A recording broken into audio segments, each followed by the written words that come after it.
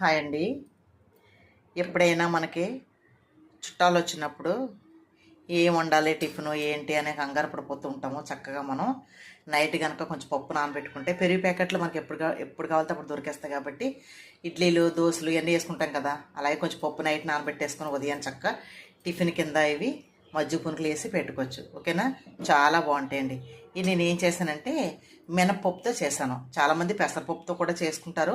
నేను ఉత్తి మినపప్పుతో చేశాను. పైగా గ్రైండర్లో అయితేనే బాగుంటాయండి, బాగా పీల్చుతాయి. లేదనుకోండి మిక్సీ పెట్టామనుకోండి అస్సలు బాగోవు. చూసారా ఎలా పీల్చేసినాయో, చాలా బాగుంటుంది టేస్ట్.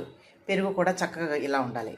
ఇలా ఉంటేనే ఈ మజ్జిగ పునుకులు అనేది ఇష్టంగా తింటారు, చాలా టేస్ట్గా ఉంటాయి. వండుతారు చాలామంది ఉత్తి నీళ్ళలాగా వేసేస్తారు మజ్జిగ. అలా కాదండి, ఒక్కసారి వండుకున్నా తృప్తిగా వండుకొని తినండి. ఓకేనా. అది మాకు 2 గెస్టులు వస్తున్నారు ఈవేళ. వాళ్ళ కోసం నేను ఉదయాన్నే టిఫిన్ ఎలాగ చేయాలి కదా. ఇప్పుడు నైట్ అవుతుంది. ఈ నైట్ దీన్ని ఏం చేస్తానంటే దీన్ని నానబెట్టేసి చక్కగా ఫ్రిడ్జ్లో పెడితే ఉదయాన్నే టిఫిన్ కింద పెట్టచ్చు. వాళ్ళతో పాటు మనం తినచ్చు, వాళ్ళకి పెట్టచ్చు. మజ్జిగ పునుకులు ఎప్పుడైనా వండుకుంటే కనుక మినపప్పుతో వండుకోండి, చాలా బాగుంటుంది. తర్వాత పెరుగు తాలే పెట్టేటప్పుడు మాత్రం కొద్దిగా ఇంగ వేసుకోండి, మంచి టేస్ట్ వస్తుంది. ఓకేనా.